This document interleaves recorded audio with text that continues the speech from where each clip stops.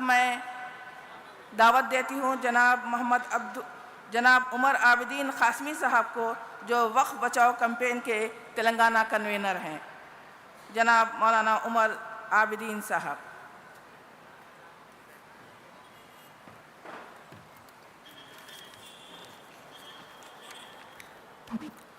بسم اللہ الرحمن الرحیم، الحمد للہ والصلاة والسلام علی رسول اللہ صلی اللہ علیہ وسلم، اما بعد۔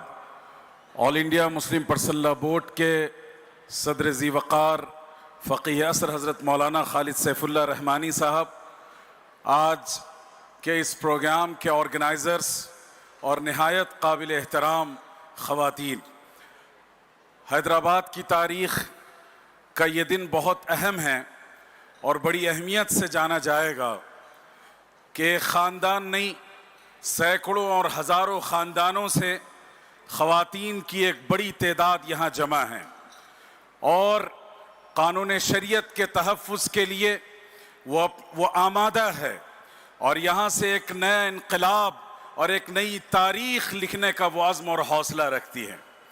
محترم خواتین، اسلامی تاریخ پر آپ نگاہ ڈالیے، جتنے انقلابات آئے اور جتنی اصلاحات پیش آئیں، ان سب میں خواتین کا نمایاں اور کلیدی کردار رہا۔ اگر وہ کردار نہ رہتا تو اسلامی تاریخ اپنی تابانی کے ساتھ اور اس روشنی کے ساتھ ہمارے درمیان موجود نہ رہتی۔ اس لیے آپ کا کردار ہمیشہ روشن رہا۔ آپ نے امت کی تعمیر کی، تاریخ سازی میں کلیدی کردار ادا کیا۔ ماضی قریب میں ابھی حال میں ایک بڑے عرب عالم دین کا انتقال ہوا، امام یوسف القرضاوی رحمہ اللہ۔ انہوں نے ایک کتاب میں بڑی خوبصورت مثال دے کر یہ بات سمجھائی ہے کہ اس امت کی مثال اس پرندے کی سی ہے جو ایک پر سے پرواز کرنے کی کوشش کر رہا ہے۔ شاہین ہو یا دنیا کا کوئی بڑا سے بڑا پرندہ ہو، جب تک خواتین کی نمائندگی اور مشارکت اور شراکت داری نہ ہوگی، اس وقت تک اس کی پرواز آسمان کی بلندیوں کو چھو نہیں سکتی۔ آپ کا یہ اجتماع اور آپ کا یہ پارٹیسپیشن اس بات کی گواہی دیتا ہے کہ آپ عزم رکھتی ہیں، حوصلہ رکھتی ہیں، غیرت رکھتی ہیں، اور یہاں سے ہندوستان میں ایک نئے انقلاب کا آغاز ہوگا۔ محترم خواتین، آج میں ایک اہم نقطے کی طرف آپ کی توجہ دلانا چاہتا ہوں۔ آپ میں اکثر خواتین تعلیم یافتہ ہیں، تعلیم سے جڑی ہوئی ہیں، کسی نہ کسی پروفیشن سے وابستہ ہیں۔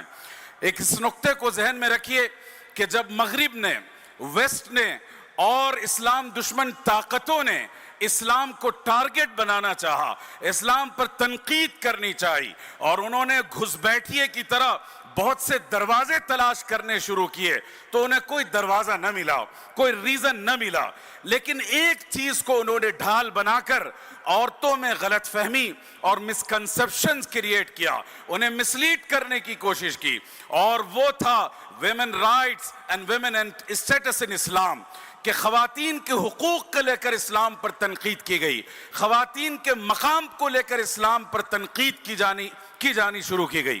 یاد رکھیے گا کہ جتنی اسلام دشمن طاقتیں ہیں، ماضی سے لے کر اورینٹلزم کی ہسٹری سے لے کر آج تک کی دنیا کو آپ دیکھ لیں، وہ کبھی طلاق کا حوالہ دے کر مسلم خواتین کو یہ باور کرانا چاہتی ہیں کہ اسلام کا نظام تمہارے ساتھ عدل نہیں کرتا، اور کبھی وہ انہیریٹنس اور وراثت کے سسٹم کا ریفرنس دے کر آپ میں یہ غلط فہمی پیدا کرنا چاہتی ہیں کہ اسلام آپ کے ساتھ عدل اور انصاف کا پیمانہ نہیں رکھتا ہے۔ یاد رکھیے گا کہ پوری انسانی تاریخ میں، انسانی تہذیب اور تمدن اور سیولائزیشن میں عورتوں کو اگر کوئی مقام دیا گیا ہے تو وہ صرف اسلام کے ذریعے دیا گیا۔ عورتوں کے حقوق کی شیورٹی اور ضمانت دی گئی ہے تو وہ صرف خواتین کے ذریعے سے دی گئی ہے۔ اس لیے میرے محترم خواتین، آپ تعلیم یافتہ ہیں، ایسے دھوکے، ایسے دغا کا شکار نہ ہوں۔ آج آپ کو قانون وقف بنایا گیا، اور اس میں بھی آپ ہی کو شیلڈ بنا کر، آپ کو سہارا بنا کر قانون وقف میں تبدیلی کی کوششیں کی جا رہی ہیں، اور کوشش کر چکے وہ، اور انہوں نے یہ تاثر دینے کی کوشش کی کہ آپ آپ کو وقف میں جو حصے داری ہونی چاہیے تھی، ملنی چاہیے تھی، وہ حاصل نہیں ہوئی. یہ جھوٹ ہے، یہ دغا ہے، یہ فریب ہے.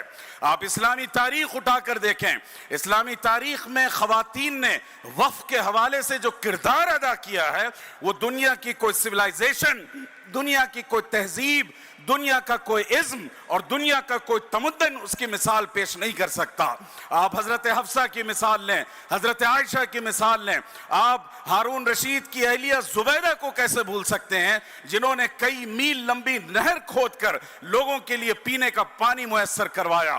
آپ صلاح الدین ایوبی کی اہلیہ عصمت الدین کو کیسے فراموش کر سکتی ہیں، جنہوں نے اپنے دور میں مدرسے قائم کیے، یونیورسٹیز اسٹیبلش کی. اس لیے یہ ایک روشن تاریخ ہے، آنکھوں میں دھول جھونکنے کی کوشش کی جا رہی ہے. اس دغا اور فریب کا شکار نہ ہوئیے گا. آپ کے لیے امن کا کوئی گہوارہ ہے تو آقا علیہ السلام کی تعلیمات ہیں. آپ کے حقوق کا کوئی محافظ ہے تو وہ قانون شریعت ہے. آخری بات، ان حالات میں اور وقف کے اس قانون کے حوالے سے آپ کا کیا کردار ہونا چاہیے؟ سب سے پہلی بات، جو اویئرنیس پروگرام ہیں، ہم گھر گھر پہنچ کر اور گلی کوچے میں پہنچ کر مسلم قوم میں، مسلم نسلوں میں یہ پیغام دینے کی کوشش کر رہے ہیں کہ وقف کس کو کہتے ہیں، اس کی شریعت کی نگاہ میں اس کی اہمیت اور امپورٹنس کیا ہے. آپ اس کے بارے میں چھوٹے چھوٹے لٹریچر، آل انڈیا مسلم پرسنل لا بورڈ کی طرف سے شائع کیے گئے آرٹیکلز کو پڑھ لیں، پڑھ کر اپنے بال بچوں کے سامنے اس کو ڈسکس کریں. سب سے پہلا کام، اویئرنیس پروگرام میں آپ اپنی حصہ داری دیجئے. دوسری بات یہ، جب آل انڈیا مسلم پرسنل لا بورڈ آپ کو آواز دے تو آپ اسی طرح پوری ایمانی غیرت اور حمیت کے ساتھ کھڑے ہو جائیے صف بستہ، اور حکومت کو یہ جواب دیجئے کہ ہم قانون شریعت میں کسی تبدیلی کے روادار نہیں ہیں، ہم تمہارے دھوکے کے شکار نہیں ہو سکتے. ہم اللہ کے قانون پر اطمینان اور کانفیڈنس رکھتے ہیں، ہمیں کسی اور قانون کی ضرورت نہیں ہے. اور آخری بات، اپنے گھروں میں دینی تربیت کا ماحول بنائیے.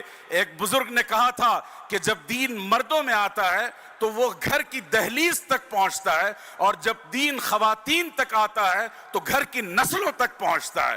تو میں یہ سمجھتا ہوں کہ انقلاب کی اس آواز نے اگر آپ کے دلوں پر دستک دی ہے تو انشاءاللہ یہ صدائے بازگشت ایوان اقتدار تک پہنچے گی اور حالات بدلیں گے. قانون واپس لینا ہوگا، اس کے علاوہ ہمیں کوئی دوسرا حل منظور نہیں ہے. ھذا وصلی اللہ علی سیدنا محمد وبارک وسلم والحمد للہ رب العالمین.